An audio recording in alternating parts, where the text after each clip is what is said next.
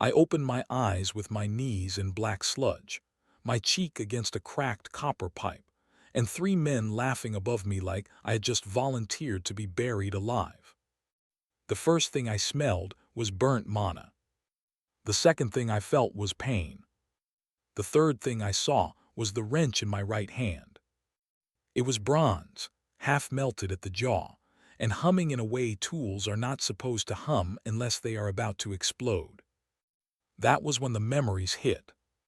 Not slowly, not gently, not in some beautiful glowing vision with violins and a helpful goddess explaining the terms of my new life. No, it felt like someone had dumped two filing cabinets, one old banking server, and the childhood of a dead apprentice directly into my skull. My name was Kaelen Rook. I was 24. I was a junior rune technician for the Southgate Dungeon Authority, which sounded impressive until you learned that junior rune technician meant crawling under leaking mana pipes for 12 hours a day, while noble administrators drank moonwine upstairs and called it public service. And I was a transmigrator. Because the last thing I remembered from my previous life was staring at a screen full of ancient banking code at 2:17 in the morning, trying to find why interest calculations from 1988 were duplicating on leap years.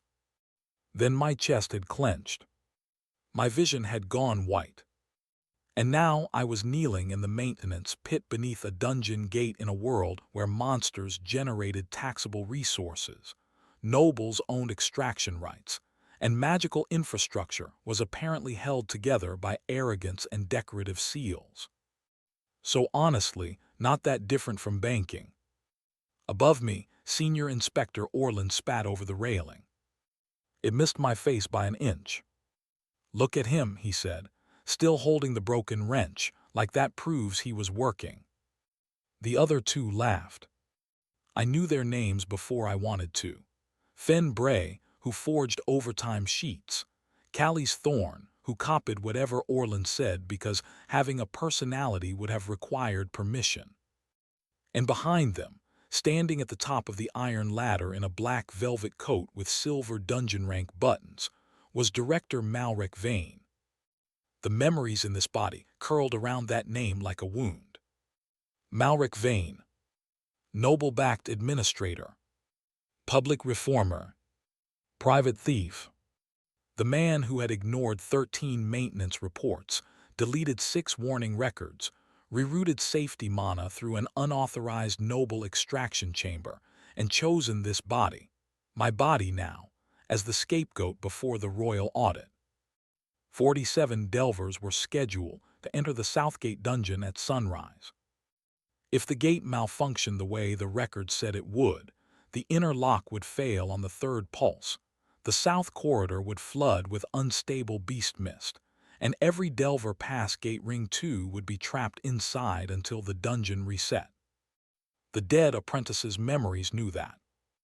My old life knew something worse. I was starring at a production failure. Not a magical accident. Not divine punishment. Not bad luck. A system crash with casualties. And everyone above me was treating the guy holding the error log like the bug. Director Vane looked down at me with a soft, polished smile. "Kaelen," he said in the voice of a man who had already written my confession, "for your own safety, touch nothing. The royal auditors arrive at dawn. Until then, you will remain here and wait." That was the moment I saw the monocle. It had fallen near my left knee, half buried in grime.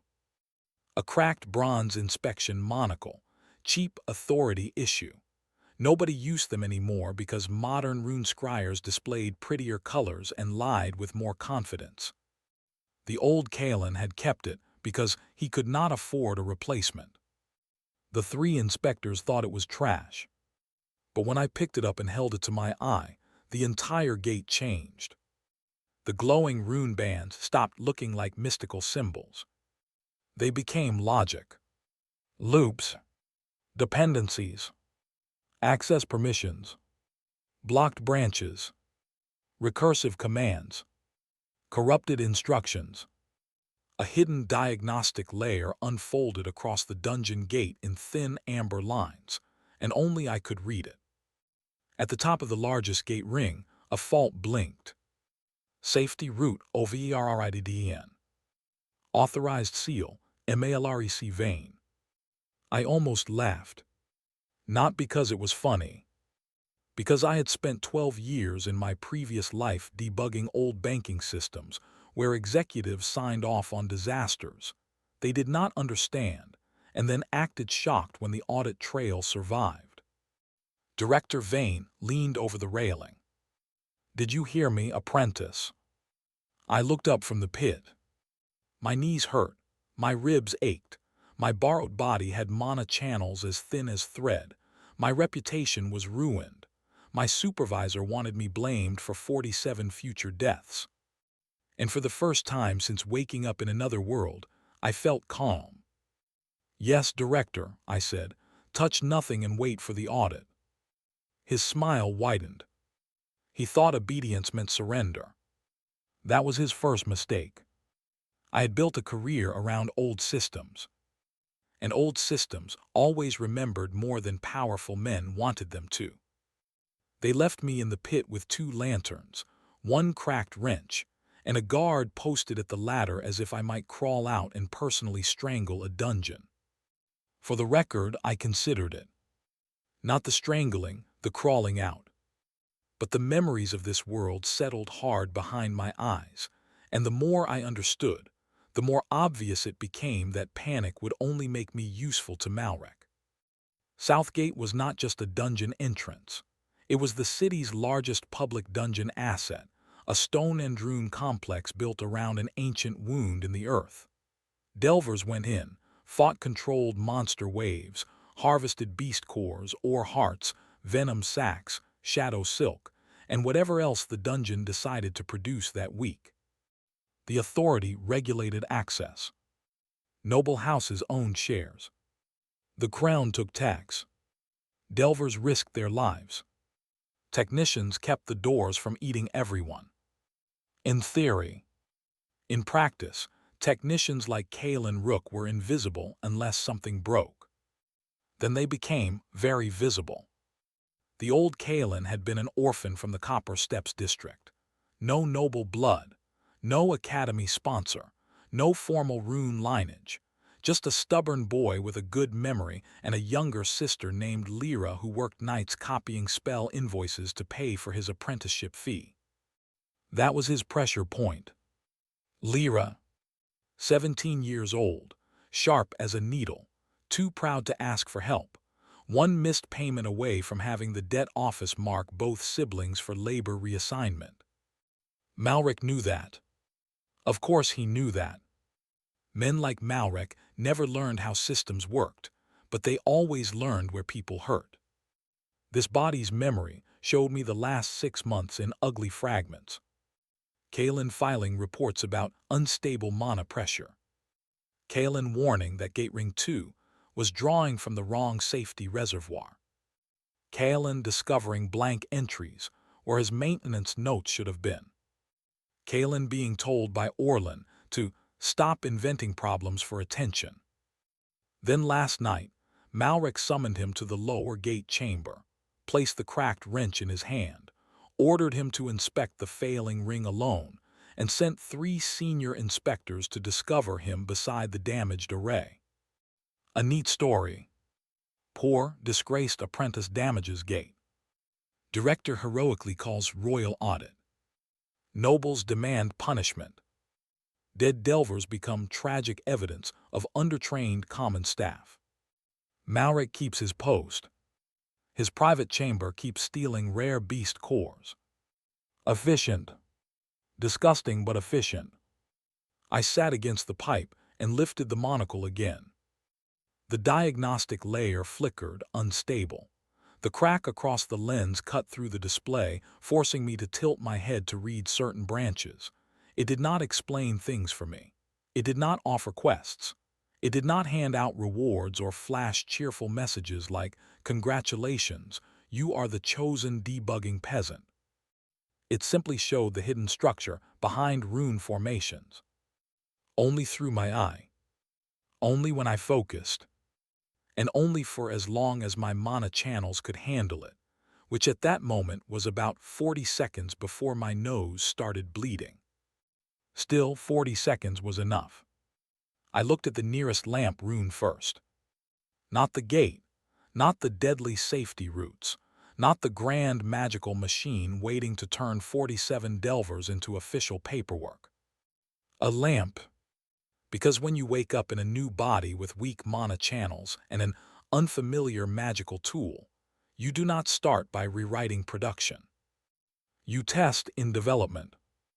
The lamp rune was etched on a copper plate bolted to the wall. Its glow stuttered every 7 seconds. Without the monocle, it looked like a small circle of symbols around a thumb-sized crystal. With the monocle, it became a simple loop. Draw mana. Convert to light. Release heat. Repeat. The fault was obvious.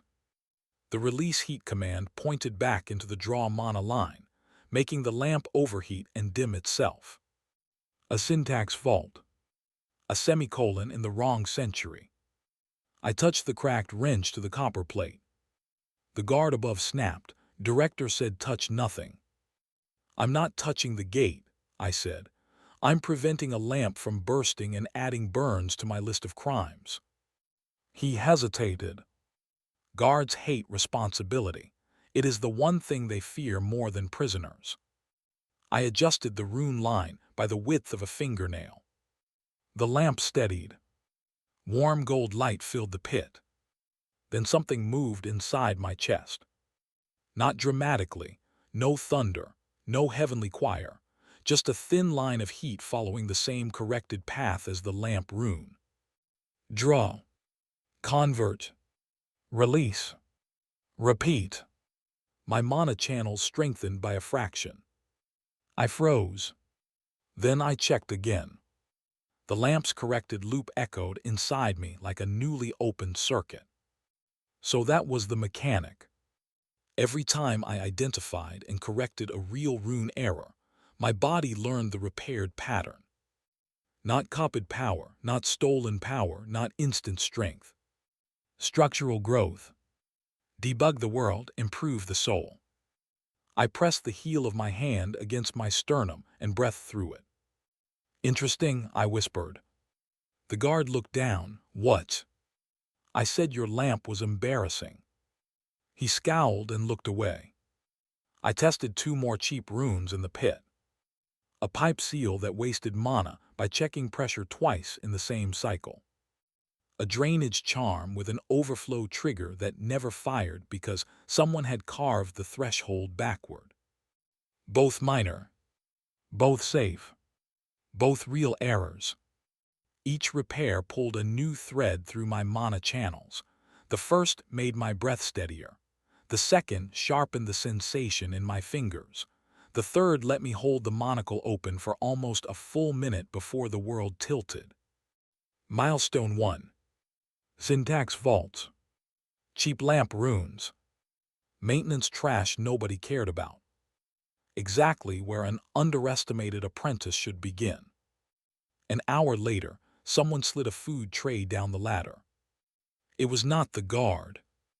It was a young woman in a gray clerk's coat, her dark hair pinned badly, ink stains on 3 fingers. Myra Sen. The old Kaelen's memories recognized her with immediate, painful warmth. Archive clerk, 22, daughter of a retired dungeon scout, the only person in the authority who had ever read Kaelen's reports before stamping them. She crouched near the ladder and whispered, "Tell me you didn't do it." I stared at the tray. Bread, onion broth, a folded cloth. Under the cloth was a thin slate chip. My throat tightened before I could stop it. Myra had risked her job to bring evidence storage. "I didn't do it," I said. Her eyes closed for half a second. "Good," she whispered, "because 6 of your reports vanished from the archive, and Director Vane's office sent a sealed correction notice saying they were duplicates." They were. I know, she looked toward the guard. I copied the intake numbers. That was when I decided Myra Sen was either going to survive this with me, or be the reason I became genuinely unpleasant. Can you access the old pneumatic record tubes? I asked. She blinked. The dead archive. Dead usually means nobody checks it. It also means it eats fingers. Try not to feed it. Despite everything, her mouth twitched. The guard turned, no talking. Myra stood quickly, delivering food. Then deliver it and leave. She gave me one last look. Fear, yes, but not doubt. That mattered more than I expected.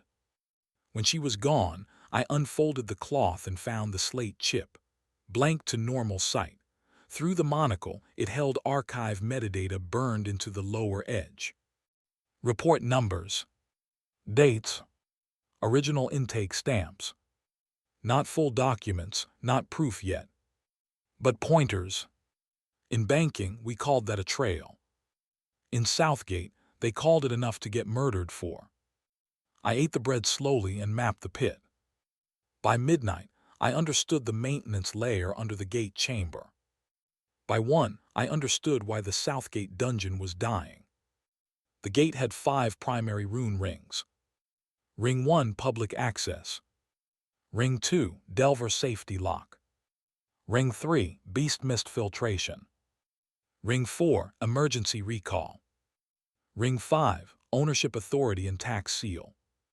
In a clean system, safety mana flowed from the central reservoir into rings 2, 3, and 4 first. Only excess mana went into extraction chambers where beast cores were sorted and measured.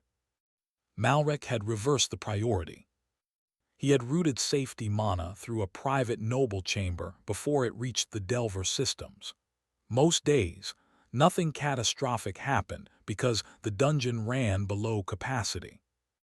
But tomorrow was Harvest Surge. 47 Delvers. 3 noble parties.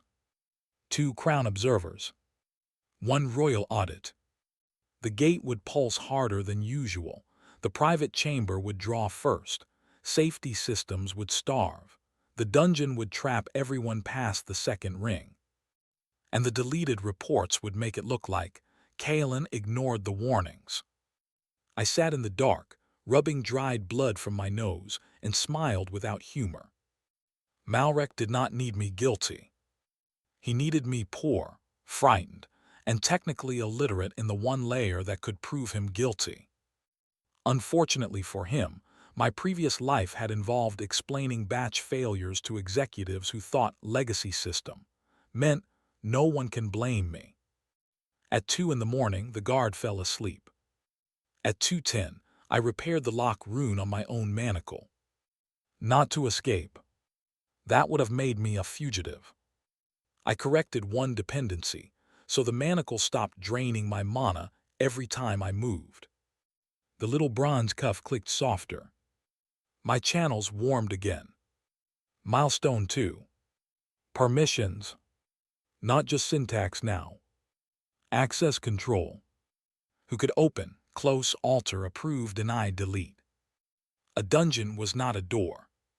It was an institution carved into magic. And institutions had logs. They always had logs. At dawn, they hauled me out of the pit and marched me into the lower inspection hall. I say marched. Really, 2 guards shoved me forward while trying not to touch the stains on my coat. The hall above the gate was built to impress people who liked danger at a safe distance. Black marble floor, silver railings, a glass viewing wall overlooking the 5 enormous rune rings of the Southgate entrance. The air tasted like iron and rain. Delvers gathered near the outer arch, checking blades, staves, charms, crossbows, and personal resurrection, tokens they probably could not afford to use. 47. I counted them twice. Some were laughing, some were pale. 1 older woman kissed the edge of her shield. 2 boys in matching red cloaks pretended not to be terrified. None of them knew the gate was hungry. Director Vane stood beside a raised audit table, looking perfectly rested. His black coat had been brushed. His silver buttons shone. His blonde hair was tied back with a ribbon the exact blue of minor nobility. The three senior inspectors stood behind him. Orland smirked when he saw me. "Apprentice Rook," Malrec said loudly so the nearby clerks and delvers could hear. "Until the royal auditors arrive, you will remain under observation. You are not to approach the gate. You are not to alter any rune array. You are not to speak to delvers. Do you understand?" There it was. Malicious compliance wrapped in velvet. If I touched the gate, I was interfering. If I warned the delvers, I was spreading panic. If I stayed silent, he had his disaster. I looked at him. "You want me to touch nothing, alter nothing, and wait for the audit?" "Correct." "Understood." He smiled. Myra stood at the clerk's rail, face tight. I did not look at her for long. Attention was dangerous. Instead, I looked at the gate through the cracked monocle hidden in my palm. Not fully, just a flicker, enough to see the public access ring preparing for the morning pulse. A new fault flashed near Ring 1. Temporary Delver access batch, pending. 47 names waited in a queue. Each Delver badge had to be authenticated before entry. Public access did not change safety routing, but it did read from the Ownership Authority ring. That meant the gate would briefly expose signature paths, including Malrec's. I could not alter the gate. But Director Vane had forgotten something. Reading was not touching, and documentation was not alteration. The old Kaelen's coat had a technician's chalk stick in the sleeve, cheap white mana chalk, used for marking pipes. I turned my back to the gate wall and started writing on the inside of my own left cuff. Tiny marks. Not runes, not spells. Notes. Ring references, branch numbers, signature hashes, dependency paths. A banking auditor once told me, "If you cannot stop the fraud, preserve the evidence before the fraudster cleans the room." I had hated that man. He was right. The morning pulse began at 7th bell. The gate rings rotated with a low, grinding hum. Blue-white light moved across the floor. Delvers lined up by badge rank. Clerks checked names. Malrec addressed the room. "Southgate remains secure," he said. "Recent concerns were caused by unauthorized apprentice interference. The royal audit will confirm our corrective actions." I almost admired the nerve. Almost. The first Delver badge touched the reader. The public access rune flared. Through the monocle, the diagnostic layer opened like a map. Ring 1 requested identity. Ring 5 verified share permissions. Ring 2 prepared safety allocation. Then the illegal branch activated. Private Chamber 7. Owner Mask, Noble Auxiliary Extraction Account. Administrator Override, Malrec Vane. Safety Reservoir Priority, reduced from primary to tertiary. Tertiary. For 47 living people. I wrote faster. The second badge. Same route. The third. Same route. By the 7th badge, sweat ran down my neck. By the 12th, my vision blurred. Every time I traced the path accurately, my mana channels flexed, learned, strengthened. Not as much as when I repaired a rune, but enough to change me. Observation had weight. Understanding had weight. The monocle burned cold around my eye. Milestone 3. Trace dependencies. I could follow dungeon permissions now. Not change them, not yet. But I could see who asked, who approved, who benefited, and who got sacrificed. Rook, Orland snapped. I lowered my hand. He stalked over and grabbed my sleeve. "What are you writing?" "Maintenance notes."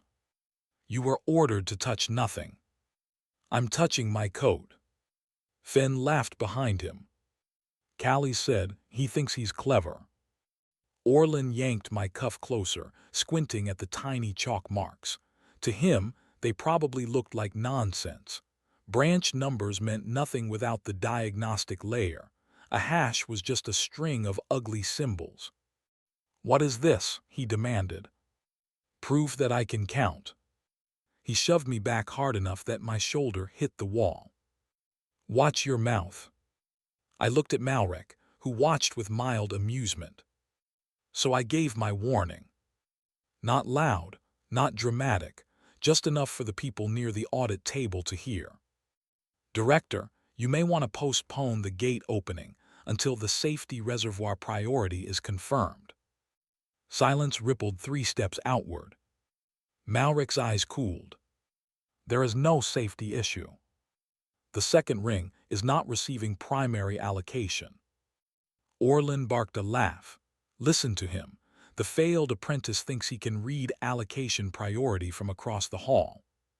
I kept my voice even. "I can read enough." Malrec approached slowly. This was the dangerous part. Not because he would stab me, that would be too honest. Because he needed me to look unstable. "Kaelen," he said softly, "you are exhausted. You damaged public property. You are facing severe consequences. Do not add public fear-mongering to the charges." The Delvers were watching now. So were the clerks. Myra's fingers gripped her ledger. I lowered my gaze exactly as a frightened apprentice would. "As ordered, Director," I said, "I will touch nothing and wait for the audit." His expression relaxed. He thought he had won the room. Then he made his second mistake. He turned to the Delvers and said, "Proceed." The gate opened. Not fully, only the outer access arch. One by one, the parties entered the staging corridor between Ring 1 and Ring 2. The actual dungeon threshold would not open until sunrise plus 30 minutes, when the beast mist pressure stabilized.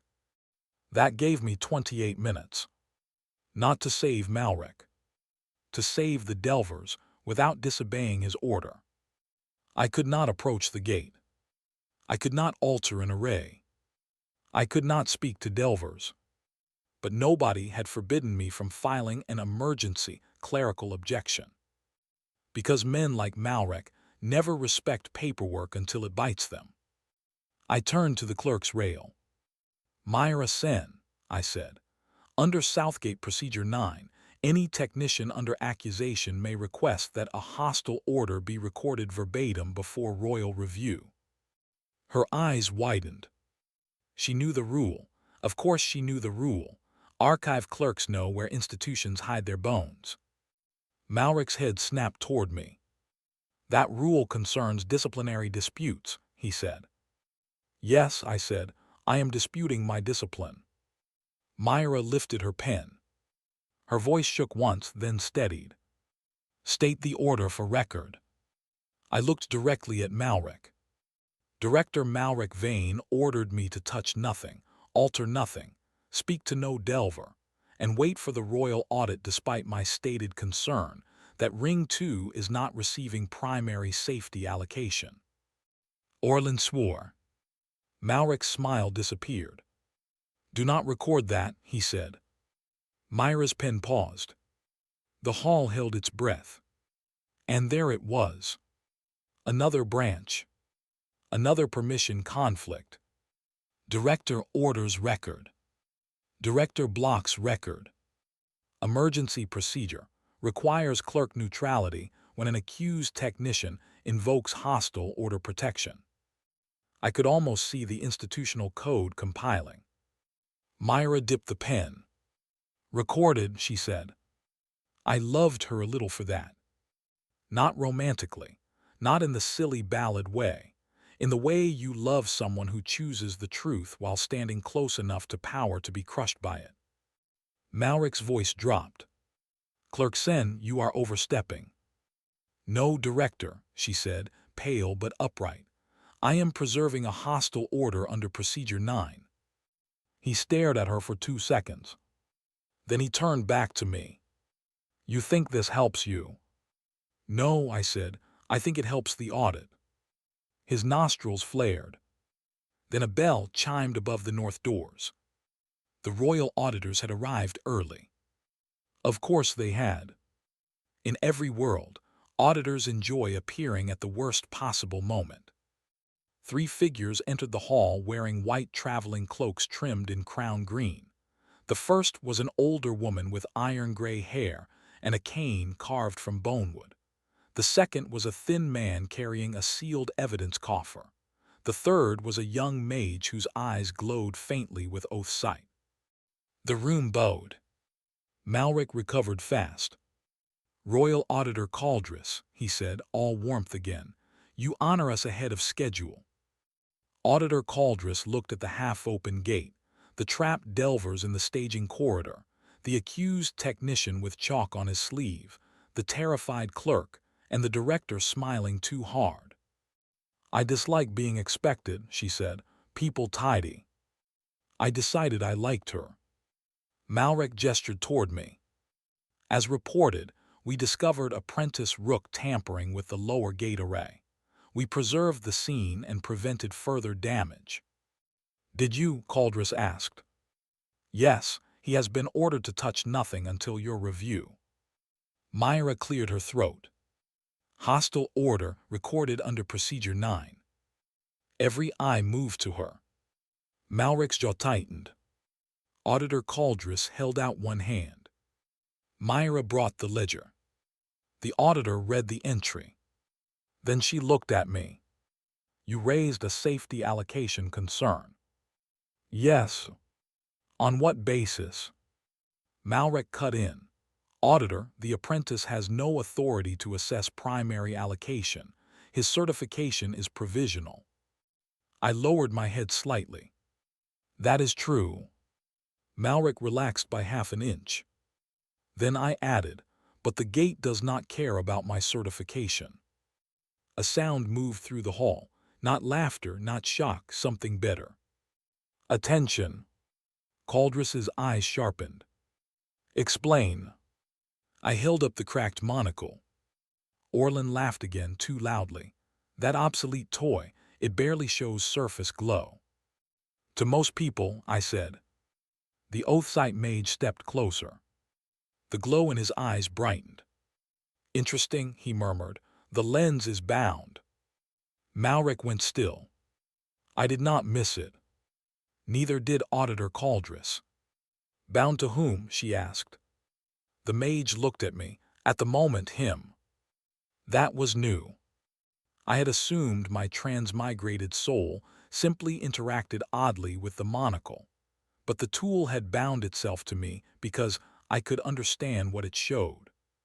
Useful. Dangerous. Very useful. Caldris tapped her cane once. "Apprentice Rook, can you demonstrate your concern without altering the gate?" "Yes." Malrec said, "Absolutely not. He is accused of the very tampering under review." Caldris did not look at him. "Director, if your gate is safe, observation cannot harm it." That sentence was so beautiful, I wanted it engraved on a shield. I stepped toward the viewing wall, stopping a full 3 paces from the nearest rune boundary. No touching. No alteration. No speaking to delvers. Perfect compliance. The 47 delvers were visible through the glass now, waiting in the staging corridor. A few pressed closer, sensing the delay. I lifted the monocle. The diagnostic layer unfolded. The gate's morning pulse advanced toward Ring 2. I spoke carefully. Public access has authenticated 47 Delver badges. Ring 2 should now request primary draw from Safety Reservoir A instead. The request is being intercepted by Private Chamber 7 under Administrator Override. The Oathsight mage's fingers moved in the air, tracing my words. Caldris asked, "Can you identify the override seal?" "Yes." Malrec stepped forward. "Royal Auditor, this is absurd." I kept my eye on the rune path. Override seal, Belongs to Director Malrec Vane. The hall went silent enough to hear the dungeon breathe. Malrec laughed once. A smooth, offended little sound. Any junior technician could know my seal from public authorization documents. Not this branch, I said. This branch is masked under Noble Auxiliary Extraction account. The thin auditor with the coffer stopped writing. Caldress's face changed. Not surprise. Recognition. She had come looking for something. I had just named it. Malrec's voice hardened. You are repeating fantasies to escape punishment. No, I said. I am reading the system you told me not to touch. Then the gate shuddered. Once. Hard. The delvers in the staging corridor stumbled. A red fault line blinked across Ring 2. Safety allocation below minimum. 27 minutes had become 0. The illegal chamber was drawing early. Someone screamed in the corridor. Caldress snapped, "Can you close the access arch?" Malrec said, "My inspectors can." "Can they?" she asked. Orlin was already pale. Fenn stared at the rings like he was hoping they would become furniture. Callies took one step backward. I looked at the diagnostic layer. Ring 1 was open. Ring 2 was starving. Emergency recall was locked behind director-level authorization because some genius had routed control through the same compromised branch. I could fix it. Probably. But fixing it would mean touching the gate. Malrec knew it too. His face lit with vicious hope. If I touched the gate and anything went wrong, he would claim I caused the failure in front of royal auditors. So I turned to him. "Director Vane," I said, "you ordered me to touch nothing. Do you maintain that order during an active safety fault?" He stared at me. The entire hall stared at him. The 47 delvers stared from behind glass. That was the beauty of malicious compliance. It took private cowardice and made it answer in public. Auditor Caldress said, "Director." Malrec swallowed. His options were bad. If he maintained the order, he owned the disaster. If he released me, he admitted I knew enough to intervene. If he intervened himself, the gate would expose his seal. He chose the fourth option, because arrogant men always believe there is a fourth option where reality apologizes. "Inspector Orlin," he said, "stabilize Ring 2. Orlin's mouth opened. No sound came out. Now Malrec hissed. Orlin approached the control plinth with both hands raised. He touched the standard stabilization rune. The gate rejected him. Not gently. A blue flash snapped his fingers away and threw him backward onto the marble. No blood, no gore, just a smoking glove and a man suddenly reconsidering his career. The diagnostic layer displayed the reason. Insufficient authority. Private override active. Responsible seal required. I read it aloud. Caldress turned to Malrec. "Director, place your seal on the plinth." Malrec's face lost color. "I do not believe that is necessary." The gate shuddered again. Inside the corridor, the older shield woman shouted something at the younger delvers, forcing them back from the inner threshold. Myra whispered, "Kaelen." I heard the fear in her voice. That decided it. Not revenge. Not proof. Not even survival. Those 47 people had not signed up to become evidence. I stepped toward the plinth. Malrec snapped, "You are not authorized." I stopped 1 inch from the boundary. "You are correct." Then I looked at Auditor Caldress. Under Emergency Delver Preservation Rule 12, a royal auditor may grant temporary technical authority to any present technician if certified staff fail to stabilize an active gate fault within 60 seconds. Caldress's eyebrows rose. "You know Rule 12. I read boring things." The thin auditor checked a pocket rulebook. Then he nodded. Valid. Malrec's voice cracked. He is provisional. Caldris slammed her cane against the floor. Temporary authority granted to apprentice Kaelen Rook for the sole purpose of stabilizing Ring 2 and preserving Delver life. The gate heard her. Authority transferred into the public layer like a key sliding into an old lock. Not ownership. Not full control. Just enough. I touched the cracked wrench to the plinth. The diagnostic layer became fire. Every line, branch, loop, permission, fault, dependency, seal, and hidden reroute burned through the monocle at once. My weak mana channels screamed. I almost fell. Then the repaired patterns inside me, the lamp loop, the pipe seal, the manacle permission, the trace dependencies, aligned. Small lessons. Boring lessons. The kind powerful people ignored. Together they held. I did not fight the gate. I debugged it. First, isolate the illegal branch. Not delete, never delete evidence. Quarantine. Second, reroute safety reservoir, A directly to Ring 2. Third, preserve the original call stack. Fourth, force emergency recall into standby. Fifth, log every seal that resisted correction.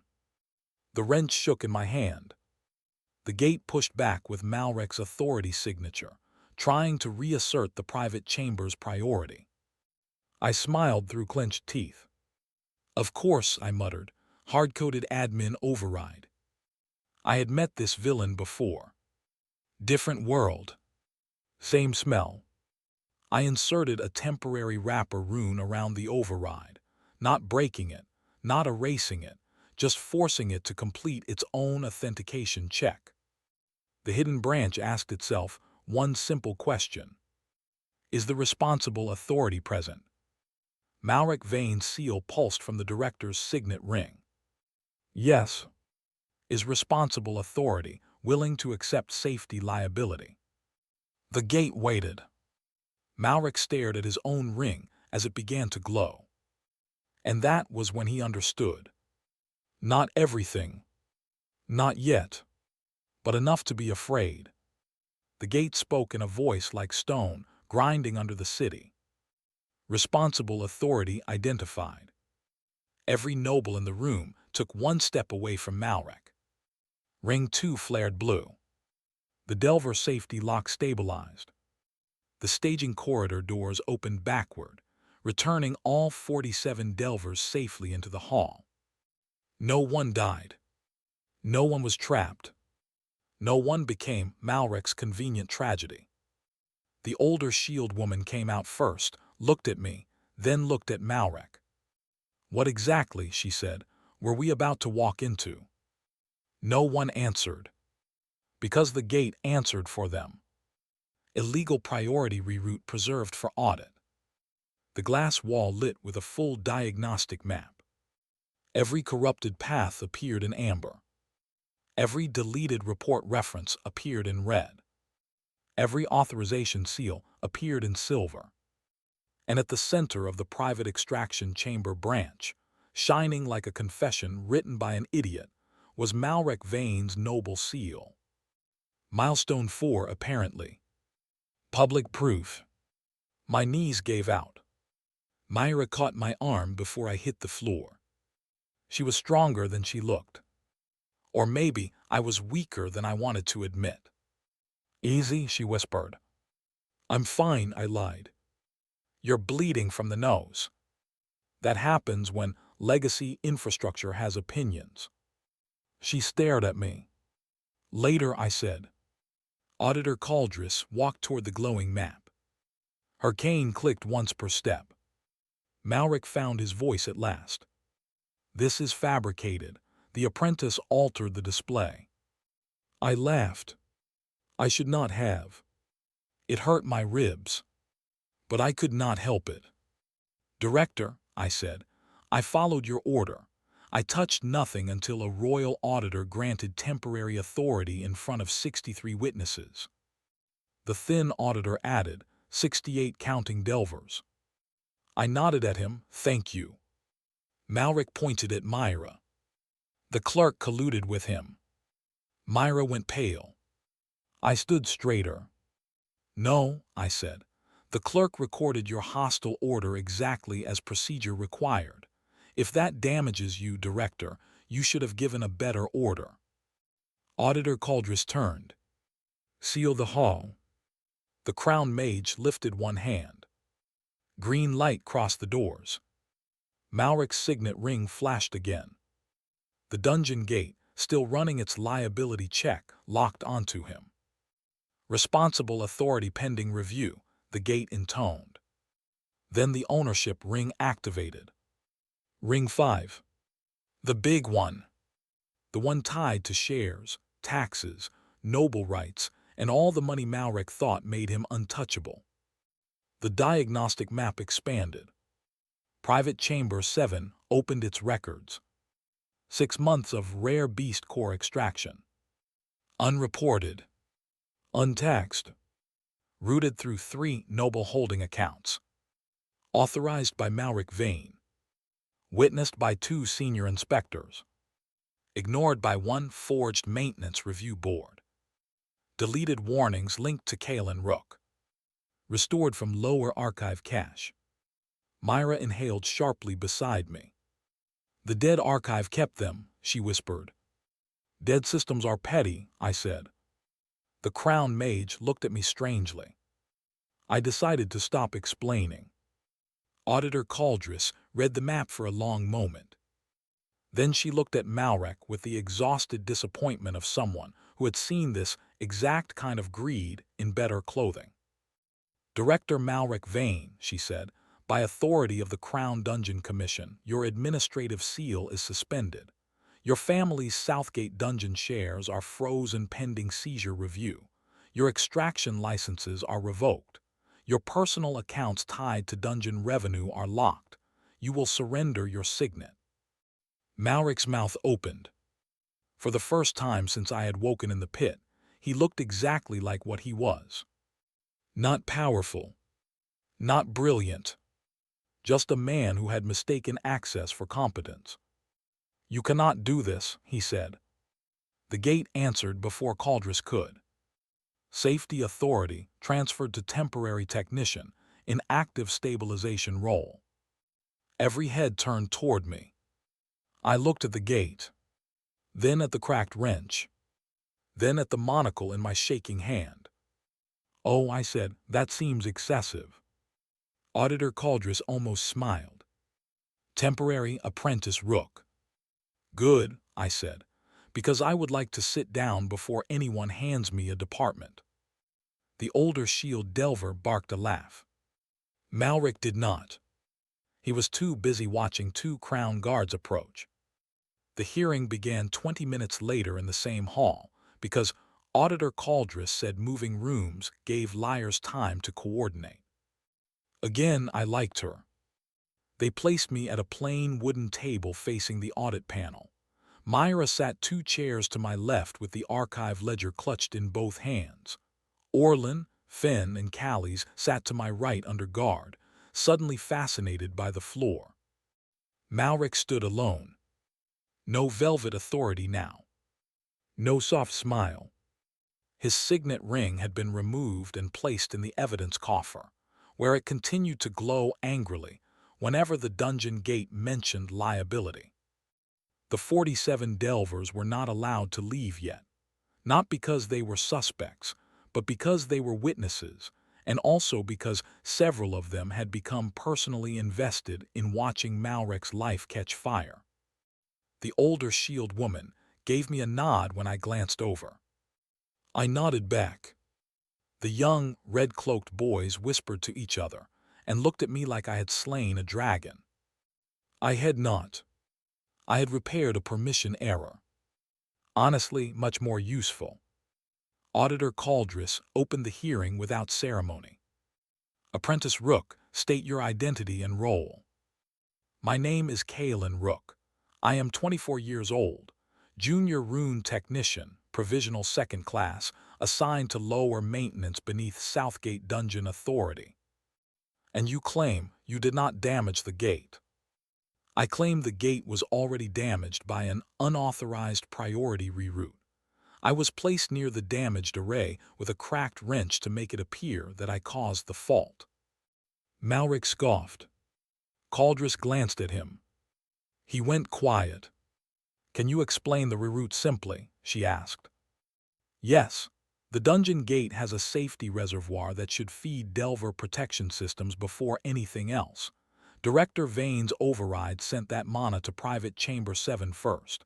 That chamber extracted rare beast cores before tax assessment. During normal load, the theft was hidden. During harvest surge, the safety systems would fail. The thin auditor wrote quickly. Caldress asked, how did you detect what certified inspectors missed? There it was. The question I had been avoiding. I could not exactly say. I died in another world and woke up with banking software trauma. Not yet. Maybe not ever. So I chose the safest truth. I read the gate differently. Orlin muttered, nonsense. Auditor Caldress turned to him. You will have your opportunity. He shut up. I held up the monocle. This inspection monocle has a hidden diagnostic layer. Most users see surface glow and pressure color. I can see structure, logic paths, dependencies, permissions, error states. I believe the lens bound to me because my mana channels interact with it differently. Differently how? I breathed in. Careful. Rune arrays are usually taught as symbolic invocations. I see them as instructions. If one instruction points to the wrong place, the formation behaves incorrectly, even if the symbol looks beautiful. The crown mage leaned forward. That is not standard rune theory. No, I said. That is why your standard inspectors missed a hard-coded override in a private extraction branch. Someone among the delvers snorted. Caldress tapped her cane once. Continue. I explained the lamp rune. The pipe seal. The manacle permission correction. I did not mention that every repair strengthened me. That felt private. Also, I enjoyed not being dissected by royal scholars. But I did explain the 3 stages of discovery.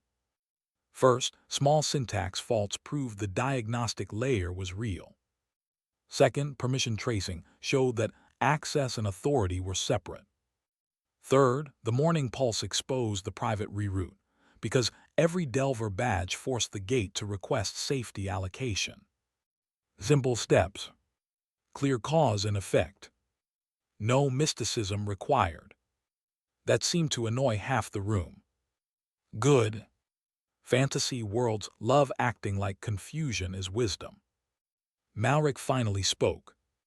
An apprentice with no academy endorsement expects this panel to believe he developed a new interpretive method overnight.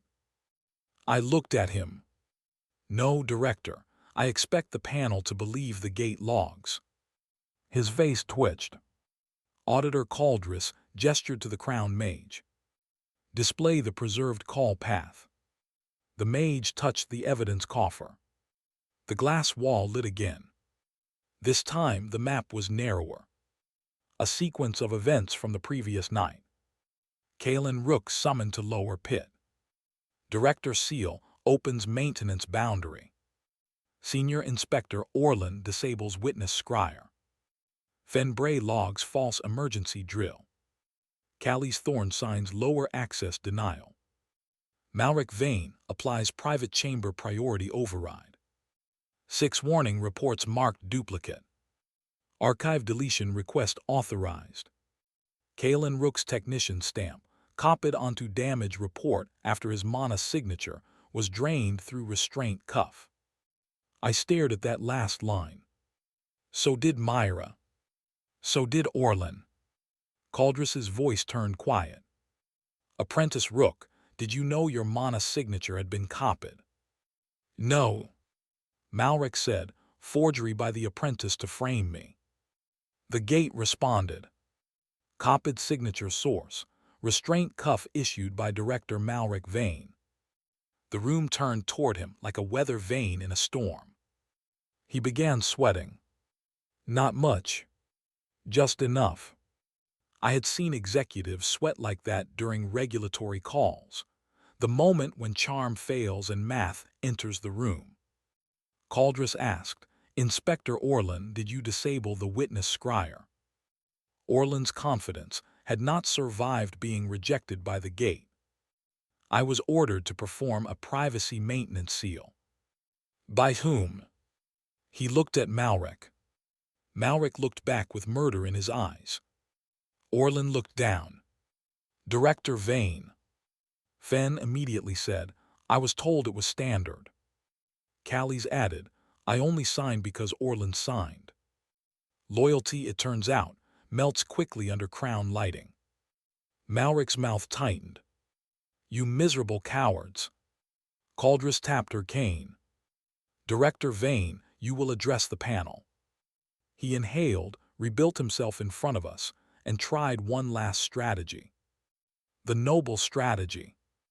"This facility has operated under immense pressure," he said. "The Crown demands higher yields. Delvers demand safer gates. Noble shareholders demand returns. I made temporary allocation adjustments to maintain Southgate's economic viability. Apprentice Rook misunderstood a complex administrative measure and escalated it irresponsibly." It was not a confession. It was worse. It was an explanation from a man who thought being under pressure entitled him to gamble with other people's lives. The older shield woman stood. "Temporary," she said. "My party was inside that corridor." Caldress did not stop her. Malrec raised his chin. "No harm occurred."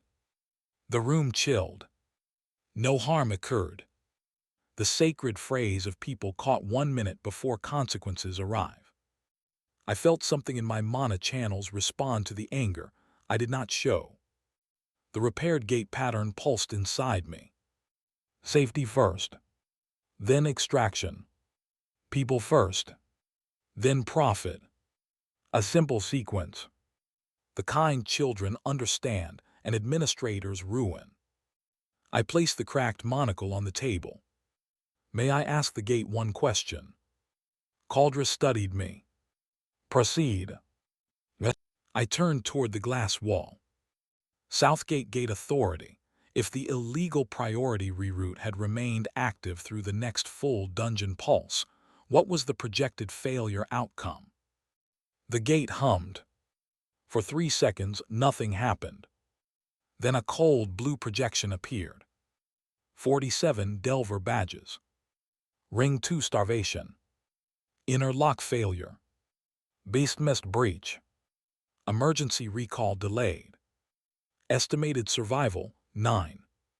The hall went dead silent.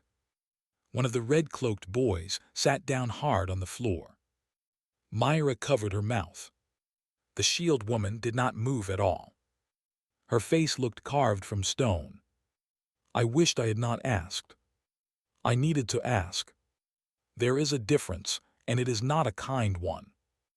Auditor Caldress's voice came like winter.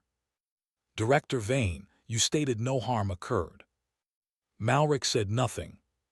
"Projected deaths." The gate answered. 38 likely, 47 possible. 38 likely. 47 possible. Because one man wanted private beast cores. Caldress closed her eyes for one breath. When she opened them, the hearing was over in everything but paperwork. Director Malrec Vane is removed from office pending tribunal. His noble-backed administrative privileges are suspended across all Crown Dungeon holdings. His family shares in Southgate are frozen. Private Chamber 7 is seized. Inspectors Orlin, Fenn, and Callies are suspended pending cooperation review. Clerk Myra Sen is placed under Crown Witness Protection and Archive Authority until further notice. Myra blinked. "I'm what?" "Protected," Caldress said. Myra sat back like the word had weight. Then Caldress turned to me. Apprentice Kaelen Rook, your provisional certification is restored. The charges against you are dismissed. By emergency necessity, you will remain temporary technical controller of Southgate Gate systems until a qualified replacement is appointed. I raised a hand. Respectfully, Auditor, I was kneeling in a pit 5 hours ago. Yes, she said, and everyone above you was less useful. Fair. Malrec finally broke. Not loudly, not with dramatic villain laughter.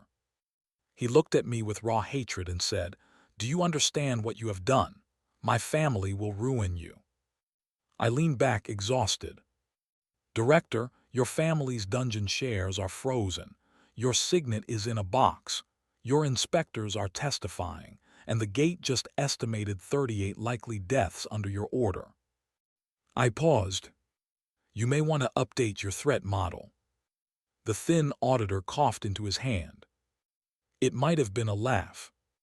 Malrec lunged one step toward me, but the crown guards caught him immediately. No fight. No heroic duel. No sword through the villain chest.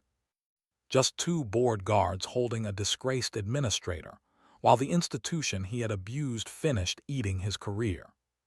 Much cleaner. Much more satisfying. As they dragged him toward the side door, the gate spoke again. Pending liability review, emergency control remains with Technician Kaelen Rook. Technician, not apprentice. The word echoed through the hall. My mana channels warmed.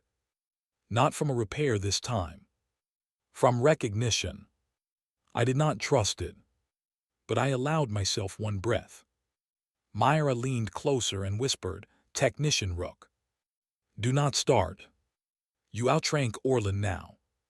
That is a low bar." She smiled properly for the first time. Then the gate shuddered. Not dangerously. More like a giant beast clearing its throat. A new diagnostic notice appeared through the monocle, visible only to me. Lower archive cache, 63 unresolved faults. I stared at it. Of course. The reward for fixing one disaster was discovering 63 more. Somewhere in whatever afterlife old banking systems went to, my previous manager was laughing. By mid-afternoon, Southgate had stopped pretending it was a respected public institution and started acting like a kicked anthill. Messengers ran in every direction.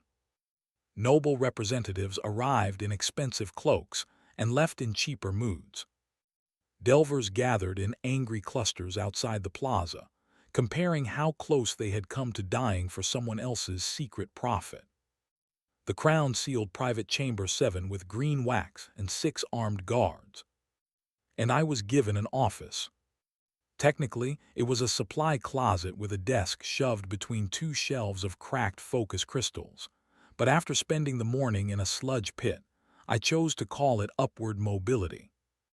Myra sat across from me with 3 archive boxes, a fresh ledger, and the expression of someone who had decided fear was less interesting than work. "You need to rest," she said. "I need to know which of these 63 faults can kill people. You also need blood inside your body. I have some left.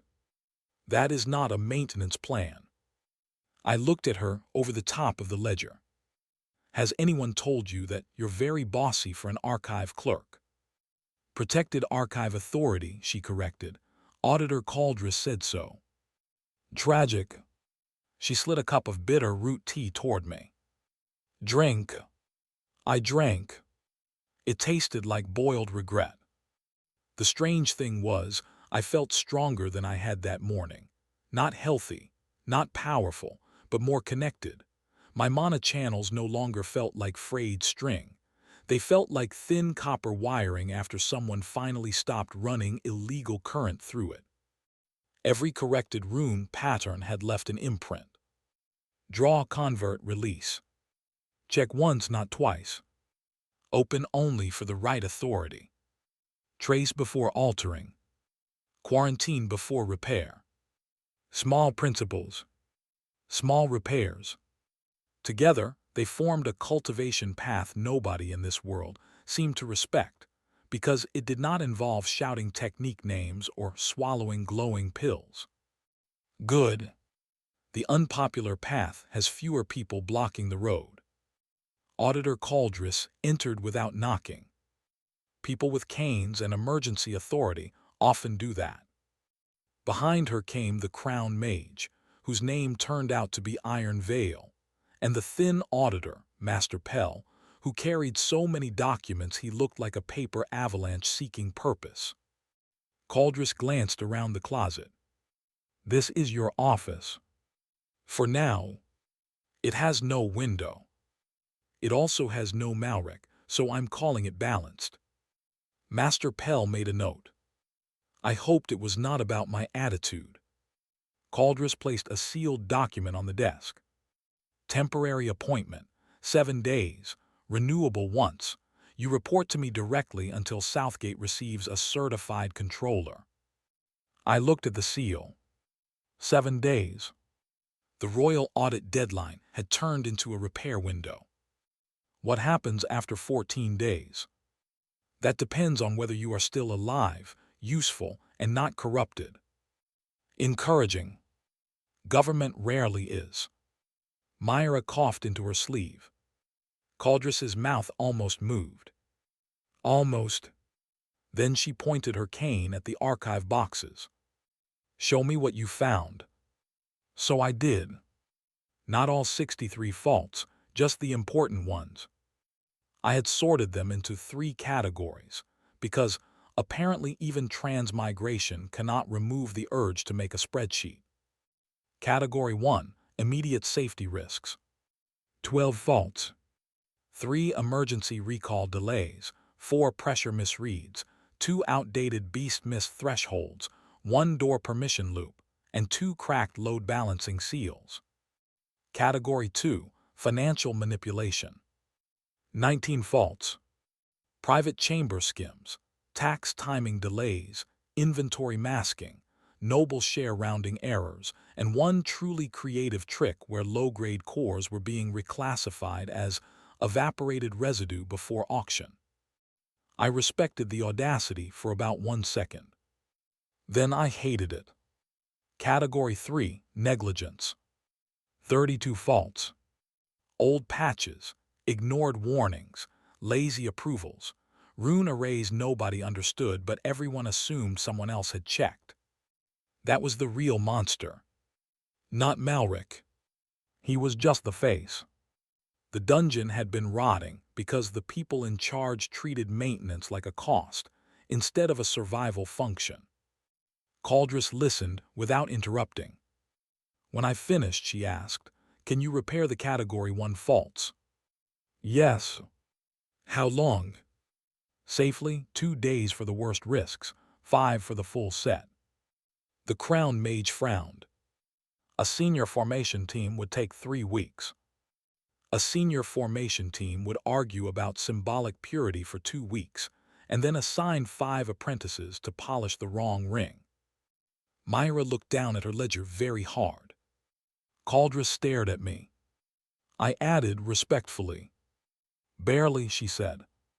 Then she asked the question behind the question. "What do you need?"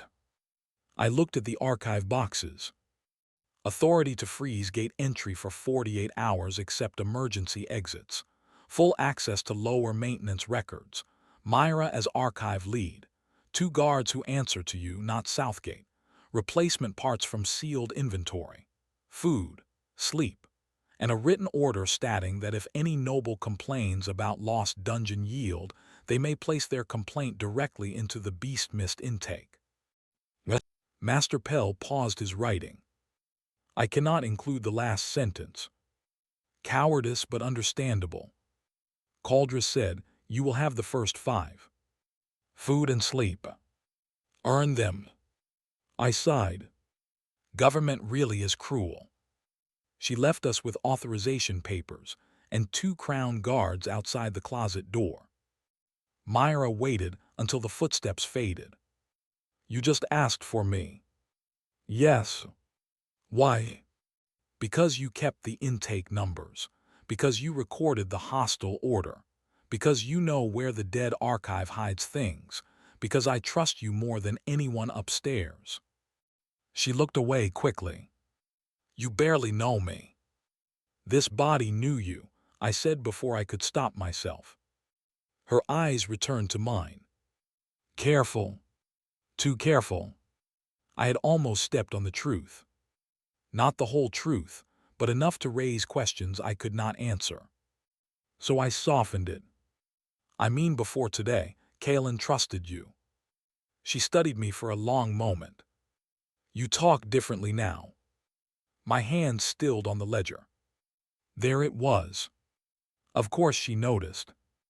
The old Kaelen had been smart but frightened, careful, always apologizing before he spoke, always trying not to lose the job that kept his sister safe.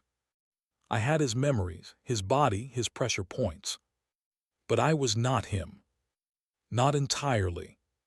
I woke up in that pit and realized being quiet had not protected me, I said. That was also true. Myra accepted it, or chose not to challenge it. Then let's make noise properly, she said. So we worked.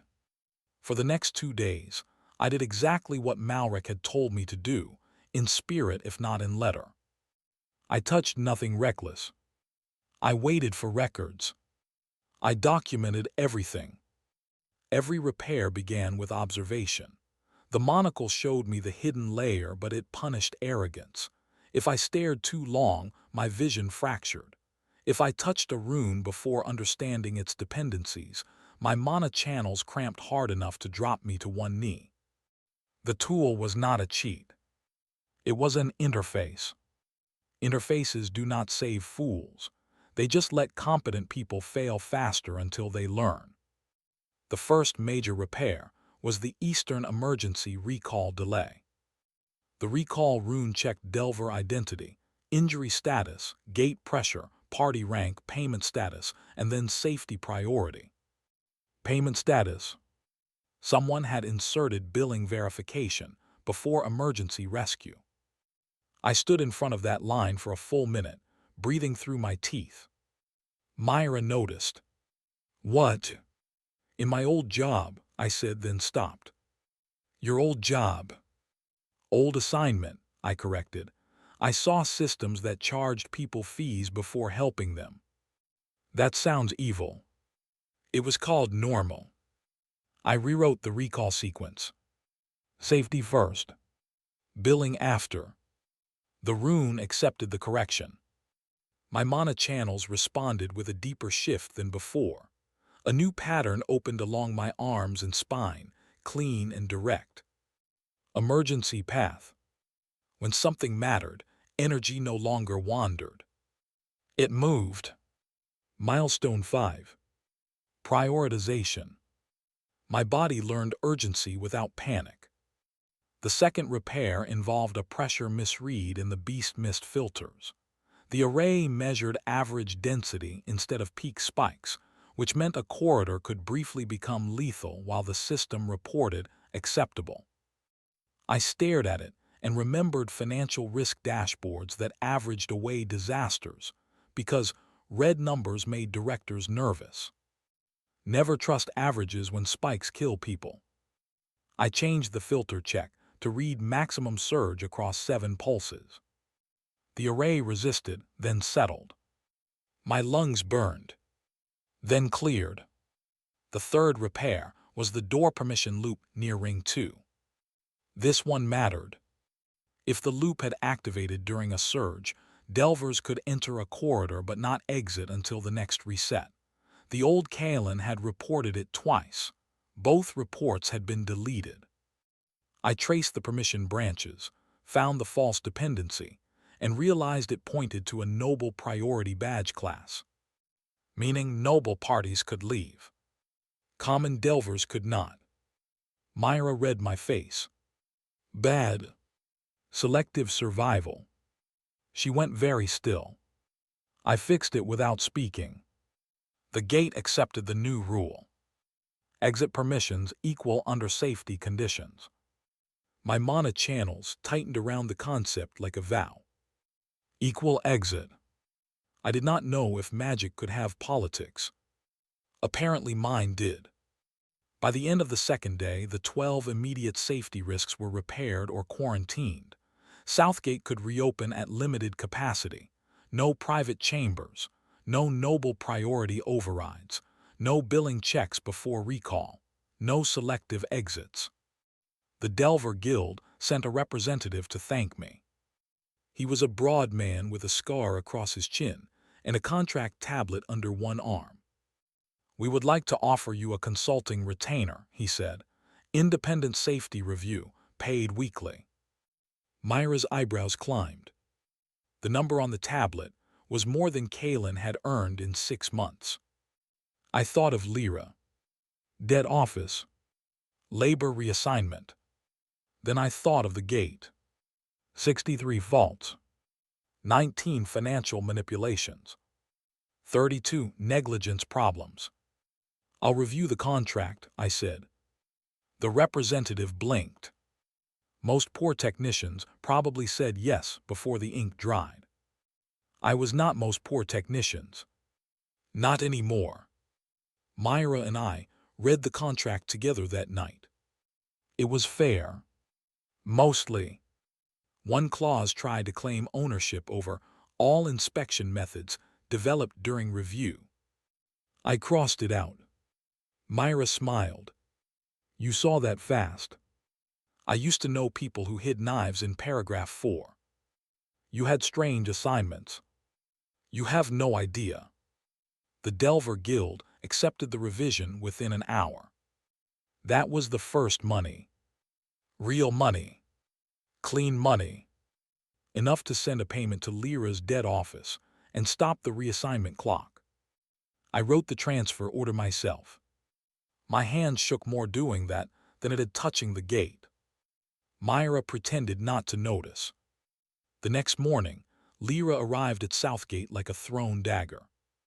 She had Kaelen's black hair, Kaelen's sharp cheekbones, and the expression of a 17-year-old who had spent too many years being older than her age.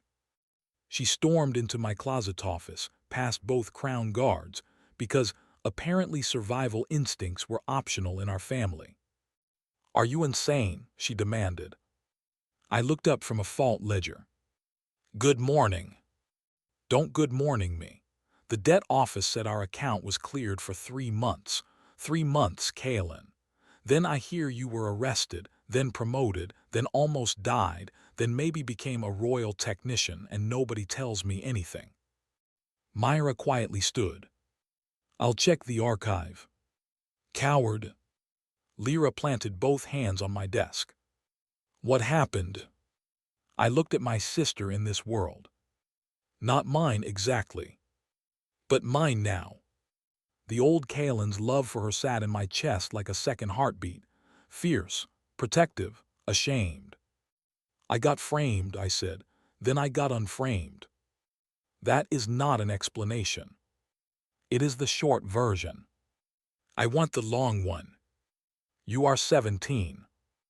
I copy legal invoices for curse brokers. Try again. Fair. I told her enough.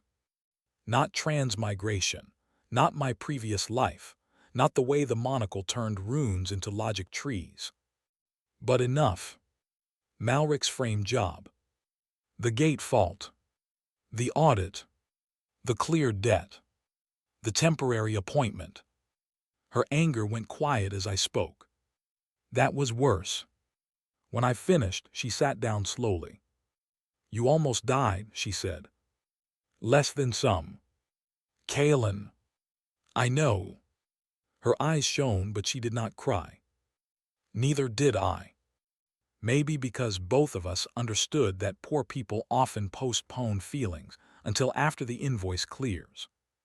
She reached across the desk and gripped my sleeve. "You're different." Myra had said it with suspicion. Lyra said it with fear. I covered her hand with mine. "I am still on your side." It was the truest thing I could give her. After a moment she nodded. "Then don't be stupid alone." That seems to be a theme today. I mean it. So do I. She stayed. Not in the gate chamber. Absolutely not. I had enough anxiety. But Myra found her a temporary copying desk in the protected archive, and Lyra began sorting duplicate invoices with the kind of ruthless efficiency that made me proud and mildly afraid. By the fourth day, Malrec tried to bargain. Not directly. Men like him rarely crawl in person until all shoes are removed. His family sent a representative. Lord Southgate Vane arrived in a pearl-gray coat with a mourning pin he had absolutely not earned. He was Malrec's uncle, a shareholder in 3 dungeon ventures, and the kind of man who looked at commoners as if trying to remember whether they were furniture or weather. Auditor Caldris allowed him 15 minutes in the hearing room. I attended because the offer concerned me. Myra attended because the archive documents concerned her. Lyra was not allowed in because I had limits. Lord Southgate folded his gloved hands. "My nephew is impulsive," he said. Caldris looked bored already. He endangered 47 delvers and stole crown-taxed resources. Allegedly. The evidence coffer on the table flashed. The gate said, "Confirmed." Lord Sable's mouth thinned. Technology is wonderful when it interrupts nobles. He turned to me. "Technician Rook, my family recognizes that you performed a valuable service during a confusing situation." "Do you?" "Yes, we are prepared to compensate you for the distress caused." He slid a paper across the table. The number was enormous. Truly. Enough to buy a house above the flood line. Enough to clear Lyra's future. Enough to never crawl under another gate.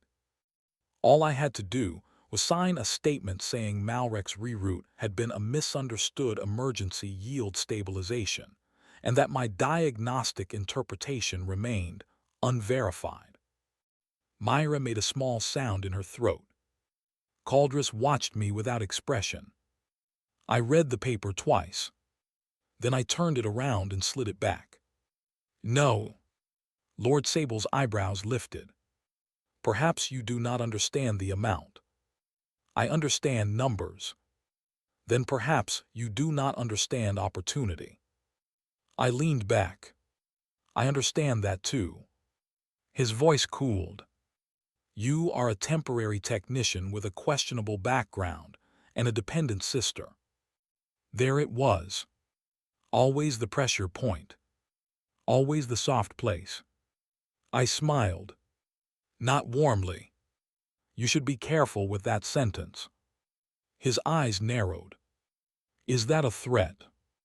"No, it is a diagnostic warning." The gate hummed softly behind the glass. Maybe it liked the phrase. I continued. "Your nephew threatened my sister through debt pressure. Then he used my financial vulnerability to frame me. If the Vane family now attempts to influence testimony by referencing my dependent sibling, that pattern becomes relevant to the tribunal." Lord Southgate looked at Caldris. She said nothing. That was answer enough. He stood. "You are making enemies above your station." "I woke up in a pit with 3 inspectors laughing at me," I said. "My station was not protecting me." For once he had no polished reply. "He left with his money." Myra exhaled after the door closed. "That was enough money to change your life. It was enough money to buy the old one back." She looked at me. "And you don't want it?" "No." I looked through the glass at the gate rings, now steady and clean in 12 places they had not been clean before. "I want a life where people like Malrec have to read the error message before they hurt someone." Caldris tapped her cane. "Ambitious. Probably annoying too." "Definitely." That evening, the tribunal date was set for the 7th day. The Crown would hold it publicly in the Southgate Plaza. Malrec would be judged for illegal rerouting, evidence deletion, attempted scapegoating, negligent endangerment, tax evasion, and abuse of administrative seal. His family would try to separate itself from him. The noble shareholders would try to minimize financial damage. The inspectors would try to trade testimony for lighter sanctions. And I would present the full diagnostic map, not as an angry victim, as the technician who understood the system. I spent the night before the tribunal repairing one final rune. Not part of the 12 safety faults. This one was smaller, older, almost hidden. A technician attribution seal. Every maintenance correction made at Southgate was supposed to record the person who performed it.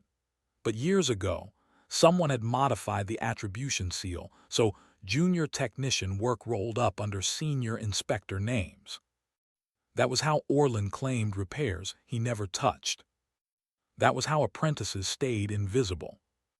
That was how competence disappeared upward. I stared at the little seal for a long time. Then I fixed it. From that moment forward, work would carry the name of the person who did it. The mana pattern that entered me was quiet, but deep. Recognition. Not fame. Not applause. Recognition. A thing done should know the hand that did it. I slept 2 hours. It was enough. Barely. The tribunal filled the Southgate Plaza from the dungeon steps to the Beast Corps exchange. Merchants closed their stalls and pretended not to watch while watching with their whole bodies. Delvers lined the stone railings. Authority clerks stood in nervous clusters. Noble representatives occupied the shaded balcony, looking like a flock of expensive vultures trying not to be associated with the carcass. Malrec arrived under guard. No velvet coat. No signet. No inspectors behind him. He wore plain tribunal gray, and somehow that made him look smaller than the man who had smiled down at me in the pit. I did not feel pity. I paid attention to that. Pity is sometimes just ego wearing perfume. Malrec had made choices, many of them carefully, repeatedly, with paperwork. Today was not cruelty. Today was consequences keeping an appointment. Auditor Caldress presided from a raised stone platform. Crown banners snapped in the morning wind. Beside her stood the evidence coffer, the crown mage, Master Pell, and one empty presentation plinth connected directly to the Southgate gate. I stood at that plinth with the cracked monocle in my hand. Myra stood behind me with the archive ledger. Lyra stood farther back with the protected clerks, arms crossed, glaring at every noble like she was memorizing faces for future inconvenience. I found that comforting. Caldress opened the tribunal. The charges were read. Malrec denied all intentional wrongdoing. Of course he did. The Vane family representative expressed grave concern and confidence in lawful process, which translated roughly to please punish him without touching our money. Then they called me. I stepped forward. The plaza quieted.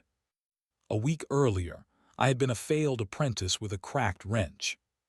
Now hundreds of people watched me like I might make the dungeon itself confess. Which, to be fair, was the plan. Caldress asked, "Technician Kaelen Rook, are you prepared to present your findings?" "Yes." "Proceed." I placed the monocle over my right eye. The hidden diagnostic layer rose across the plinth, then projected above the plaza in amber light.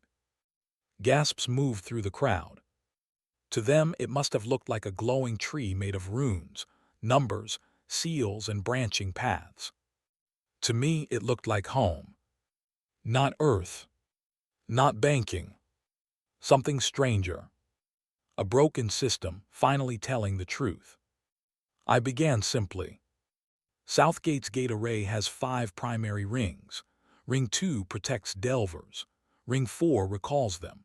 Ring 5 controls authority, ownership, and tax routing. 6 months ago, an unauthorized branch was inserted between the safety reservoir and private chamber 7. The projection highlighted the branch. People leaned forward. This branch changed priority order.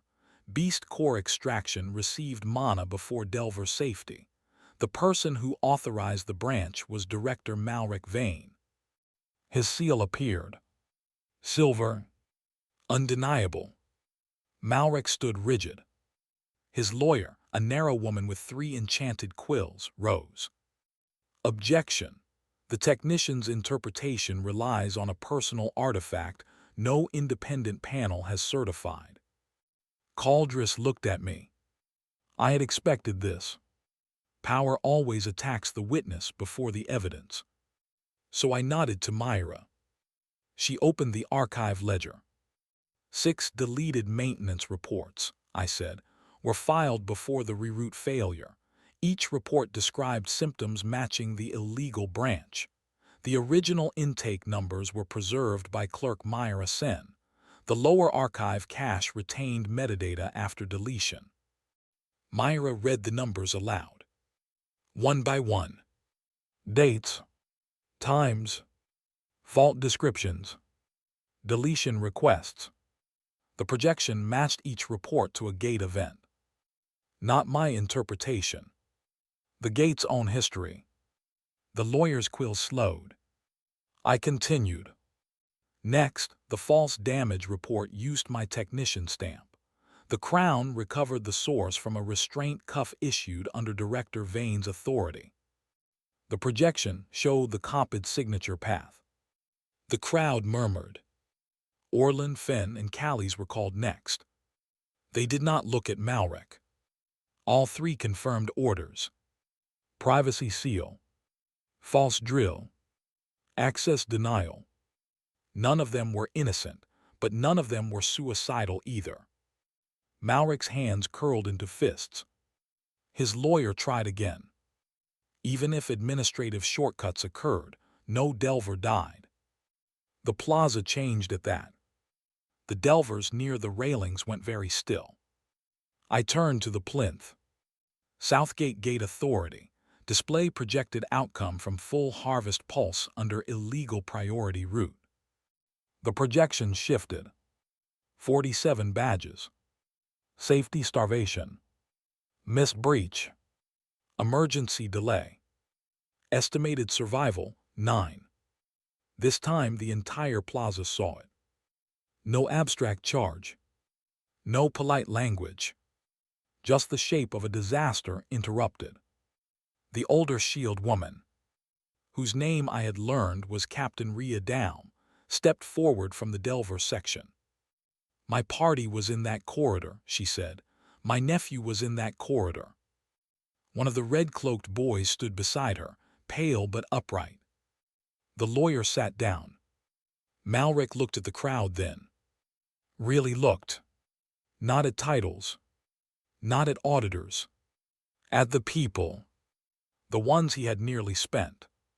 For a moment, I thought guilt might reach him. Then he lifted his chin. The Crown demands output, he said. Noble houses fund these gates.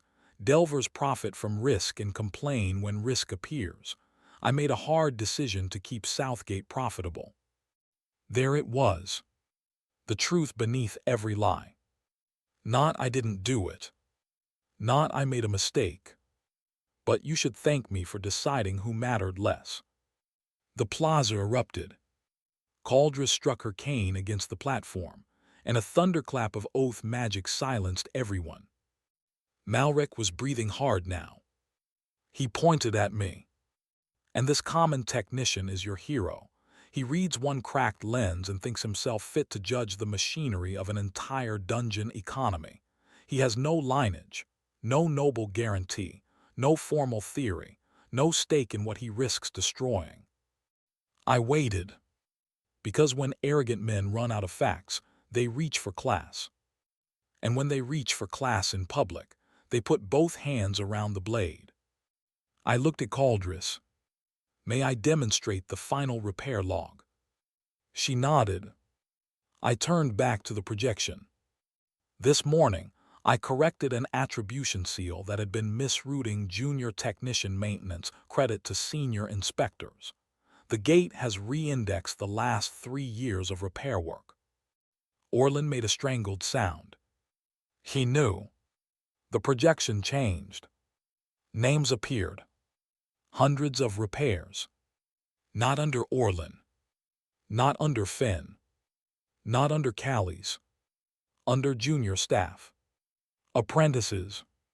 Clerks. Night technicians. Pipe runners. Commoners with bad boots and good hands. Kaelen Rook appeared 53 times. Not for disasters.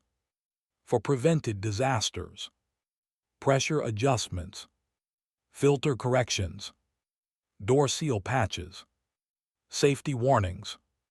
The old Kaelen had not been a failed apprentice. He had been an unpaid backbone. Myra whispered, "Kaelen." I could not look at her. Not yet. The crowd saw it. The authority staff saw it. The Delvers saw it. Even the nobles saw it, though several looked personally offended by the existence of evidence. I spoke into the quiet. Director Vane said I had no stake in Southgate. He was wrong. Everyone who maintains a system has a stake in it. Everyone who walks through the gate has a stake. Everyone whose family waits at home has a stake. The only people who treated Southgate like a private toy were the ones stealing from it. The gate hummed. The projection brightened. Then it displayed the final consequence engine. Ring 5 ownership law. A clause older than the current authority. If a dungeon administrator used ownership authority to endanger licensed delvers while diverting taxable resources, the gate itself could freeze the responsible shares and transfer emergency control to the nearest verified safety technician until crown reassignment. Not nearest noble. Not highest rank. Nearest verified safety technician. The old law had been written after a noble house once locked common delvers inside a silver mine, dungeon to improve extraction yield. History does not repeat exactly. It loops with worse branding. Malrec's face emptied. He had not known the clause. Why would he? It protected people below him. The gate spoke across the plaza. Responsible authority, Malrec Vane. Violation confirmed. Vane family Southgate shares frozen. Emergency technical control confirmed. Kaelen Rook. Crown reassignment pending. The noble balcony exploded into whispers. Lord Sable stood so fast his chair fell. Our family cannot be penalized for one administrator's overreach. Caldris looked at him. Your family received 6 months of unreported extraction revenue. We were unaware. Master Pell opened a ledger. Funds were distributed to 4 Vane accounts, including yours. Lord Sable sat down. Very carefully. The tribunal did not end with shouting. That would have been too small. It ended with signatures. Sanctions. Freezes. Revocations. Malrec's administrative rank stripped. His dungeon license revoked for life. His noble family Southgate shares frozen pending restitution. Private chamber, 7 seized and converted into a public emergency mana reserve. Orlin, Fenn, and Callies lost certification and were ordered to repay wages claimed from junior technician work. The deleted reports were restored. Myra received a formal crown commendation and permanent archive authority. The 47 Delver received compensation from the seized private chamber yield. And me. I received an offer. Not from Malrec. Not from his family. From Auditor Caldris. She waited until the crowd began to break apart, then handed me a sealed letter. Crown Dungeon Commission, Specialist Training Track, Rune Diagnostics Division. I stared at it. I don't have academy credentials. No. Formal noble sponsorship. No. Political protection. Limited. That last one seems important. It is. I looked at the gate, then at Myra, then at Lyra, who was pretending not to watch while absolutely watching. What about Southgate? Temporary control remains with you for 14 days. After that, you may accept the training track, remain as local technician under Crown oversight, or refuse both and become a very irritating private consultant. Tempting. I assumed you would say that. Before I could answer, Lord Sable approached. His face had rearranged itself into humility, badly. Technician Rook, he said, my family wishes to open a private dialogue. There is no need for continued hostility. We can offer sponsorship, resources, a residence, perhaps even a formal patronage contract. Lyra's eyes narrowed from 15 feet away.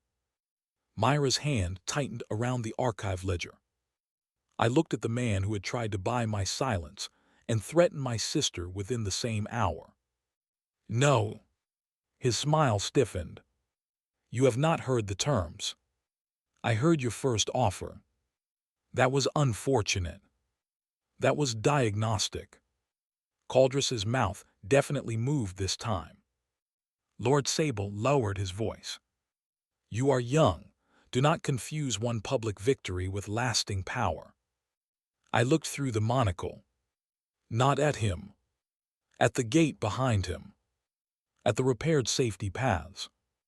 At the restored attribution logs. At the emergency reserve that used to be a theft chamber. Then I looked back. I don't confuse power with safety anymore, I said. That was Director Vane's mistake. He left. Again without winning. I was starting to enjoy that pattern. By the end of the 7th day, Southgate reopened. Not fully. Limited capacity. Mandatory safety briefings. Public repair logs. No private extraction priority. No noble bypass. Every Delver badge now triggered a visible safety confirmation before entry. Green for safe, amber for delayed, red for closed. Simple enough that a drunk swordsman could understand it, which meant administrators had no excuse. The first party through was Captain Rhea. She stopped at the threshold and looked back at me. Technician, she called, gate safe. I checked the diagnostic layer. Ring 2 stable. Ring 4 ready. Safety reservoir primary. No hidden branches. Gate safe, I said. She nodded once. The green light opened. 47 Delvers had nearly died. 47 walked back into their profession with better rules than before. That felt like victory. Not the loud kind. The useful kind. Malrec's tribunal continued in the capital. The last I heard, his family had publicly withdrawn confidence from him, which is noble language for throwing someone overboard while keeping the boat. It did not save them completely. The Crown seized enough of their Southgate revenue to repay Delvers, junior staff, and unpaid safety funds. Lord Sable lost 2 committee seats and gained a reputation for not reading his own ledgers. Orland tried to claim he had been manipulated. The restored attribution logs showed he had stolen credit for 89 junior repairs. He lost certification. Fenn cooperated and received a 5-year ban. Callies cried during testimony and received 3. I did not celebrate that. Not much. The old Kaelen might have wanted apologies from them. I did not. Apologies are nice when they are sincere, but consequences are better at preventing sequels. Myra moved into the archive office beside the main hall, not the dead archive below, though she still visited it with gloves and a stick, because apparently it really did try to eat fingers. Lyra's debt account stayed clear. Then she got angry that I had paid 3 months instead of investing in stable long-term security. So she began managing my consulting income with the terrifying focus of a small accountant who had seen poverty and taken it personally. I let her. I had fought enough systems to know when a better one had entered the room. As for me, I accepted Caldress's training offer with conditions. Local work at Southgate 2 days a week. Myra retained full archive independence. Lyra's education fees paid directly, not through my wage. And the cracked bronze monocle remained mine. Caldress read the conditions, sighed, and said, "You negotiate like a contract goblin. I used to know lawyers." Of course you did. I never told her what I really was. Not then. Maybe someday. How do you explain another world where magic was called software, curses were called legacy dependencies, and powerful men still tried to delete records before audits? Some truths need time. What mattered was this: my transmigration was not a reward. It was not a heroic destiny wrapped in golden light. I did not wake up as a prince, a sword saint, or the secret heir to a dragon throne. I woke up blamed, broke, kneeling in sludge, holding a broken wrench while 3 men laughed. But I also woke up with knowledge nobody valued. I knew broken systems have patterns. I knew fraud leaves trails. I knew old tools are often old because they survived. I knew the person closest to the error is usually blamed before they are believed. And I knew that if a system can be corrupted, it can also be forced to tell the truth. My power did not come from swinging a legendary blade. It came from reading the line everyone else ignored. Then the next. Then the next. The funny thing about runes, code, contracts, dungeons, and people like Malrec Vane is that they all reveal themselves under pressure. He thought I had opened my eyes in that pit as a failed apprentice. He never understood that I had opened them as the one person in Southgate who knew how to debug a disaster before it became a grave.